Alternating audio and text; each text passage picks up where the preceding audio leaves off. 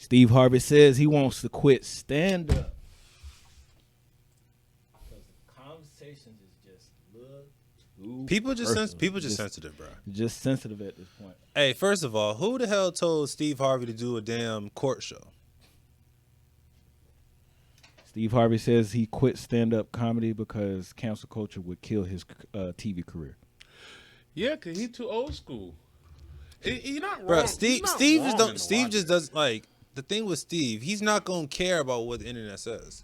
This man be dressing wild and he don't care about what. This right here just said he does care about it because the thing about it is he wants to be raunchy, but then he's gonna lose some sponsors. I mean, hold on now. He's looking for. I think it's just the whole rebranding, like his whole rebrand. Because anyone who's grown up watching Steve Harvey and the stand up, they know he could be raunchy as hell. But he's still family friendly. He's not on the level of Bernie Mac.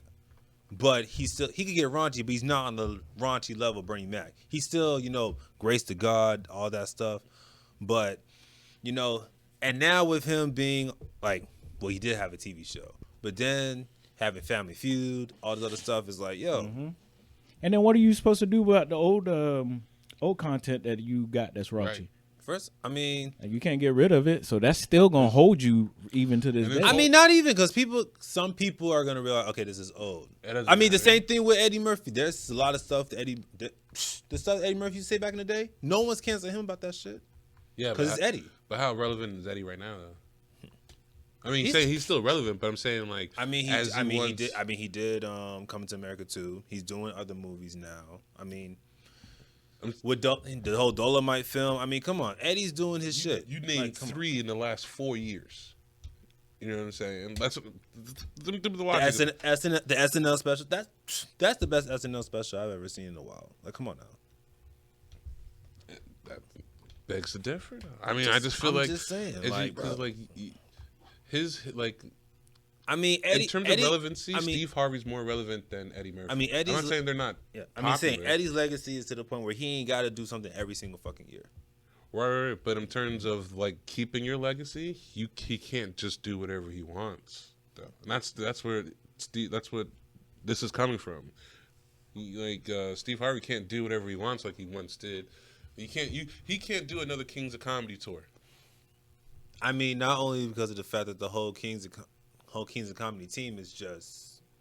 Well, it'd be the Kings of Comedy now. But think about it, like the way Kings of Comedy went about how they did their sets. It was just whatever their set was. You just combine the comedians. I mean, you can't do that this time. You have to censor and make sure which jokes are allowed into the special. I mean, honestly, when you go to a comedy show, like, you should be like, because there are some raunchy comedians who still do shows. They still do like packed shows, and people be laughing at whatever fucking joke they say, and they don't get offended. So I mean, come on now, like. But I'm saying there's still plenty of raunchy comedians, but like it just like depends on Marlon Wayans. He just did a special in Miami, and well, he did say he had to take out a transgender joke that he did. But when he did it live, everyone was laughing. No one was offended. The fact he has to take out a transgender joke. I mean, I think that was HBO Max's decision, but even still. But at the same time, the root of it is basically if these guys are going to go raunchy or go clean or whatever the case may be, you got to take what comes with it. Whatever, yeah. You know, like me personally, I'm doing, PG, R-rated anything in this, this space.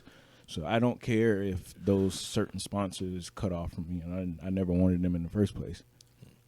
But if I did want that, then I can go that direction if I want to. But then I have to clean up what the fuck I'm doing. It'd be like Patton Oswalt. Howard Stern. Steve Harvey would fall into the Patton Oswalt category if something should happen, if he stayed into doing comedian. You know what I mean? Because like now Patton Oswalt is seen as a traitor and a sellout because he went against Dave Chappelle because of cancel culture. Only because he didn't want to get canceled, because all his fan base and people that follow him are all leftists and people who believe that narrative. I mean, I just say, like, just as a like, being a comedian in general, like, if you say something, you just got to stand on it. Just be like Dave Chappelle. You got to stand on what you say. Just be like, yo, it was all jokes. That's like, come on now. But that's what I'm saying. And like, stand on what the fuck you say. Like, but in this day and age now, to stand on what you say, you lose your livelihood. Is that a risk? Dave Chappelle's doing fine right now. But Dave Chappelle's at a plateau, and he's at a place. You gotta look at it, because he's at everything a level where he you doesn't need see, it. anything you see as far as sponsorship, it has a C on it. If they're rocking their own sponsorship, then they don't care what the deal is. Yeah, and then but also Dave I mean, he Chappelle's, do have some people that's in his corner. Netflix, there's a few people that's gonna be there, but like, if you start talking about, hey, I want to blah, blah, blah, big dick, this and that and the third, then Blue Chew will probably hit you up. But then, Save-A-Lot is not. It's not. Certain brands are not going to touch you. Christian beer Mingle is probably wouldn't hit you up. But beer will hit you up, though. Yeah. So it just depends on what type of sponsorship that you're trying to go for, what you feel comfortable with. I mean, you can... let's just say between two clean ones, you can be like, y'all do TV nerds. Cleaning products would not want anything from you guys, because like, y'all don't talk nothing about cleaning products. Y'all don't clean on y'all show. Y'all don't do nothing. So Energy why would I drinks even would come? hit us up, though. Yeah, they'll pick you up because y'all are in that age group. We stay up drink late energy drinks. gaming. This will keep you focused, Right, and give you good caffeine. So all the people that pay Steve Harvey pockets and what he does are his older demographic. So that older demographic ain't gonna be taking that raunchy shit. The older demographic came up on the raunchy shit. They like, did, come on but on their raunchy shit. The new generation got their own. You always get the parents be like, man, these kids getting worse because you did bad, and then it just keeps. Because beforehand, you remember, we used to not. You could barely find any TV show that cussed on it. Now it's like, and then if channels. you think about his comedy, his comedy would only be relatable to the older crowd anyway. So church jokes, parenting, your mama, like kids, how the neighborhood used to be. Those neighborhoods aren't the same now. So if you made a joke about some crackhead on the street, it's not going to be the same crackhead that we would see. Right. So it's not as going to be as relatable. So it's think about Kevin Hart. Kevin Hart's he's got pretty much his own sponsorship. He don't really need anybody. So he's starting to go into the type of roles that he want versus what people thought. He's a small guy, so he's always going to be typecast for comedies. He went the other direction with it.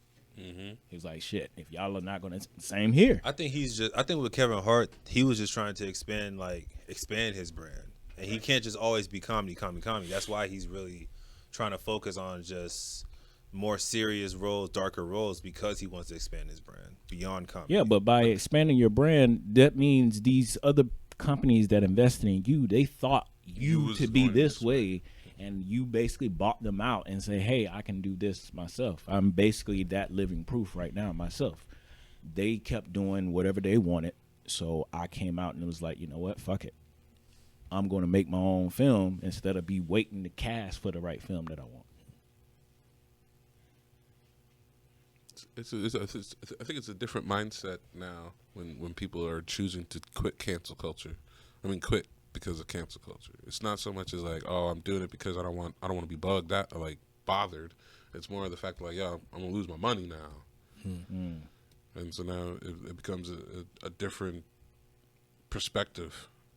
Do I continue to do this job or do work like this and risk being broke and having my assets taken away and having to become a ice cream truck driver or something? Well,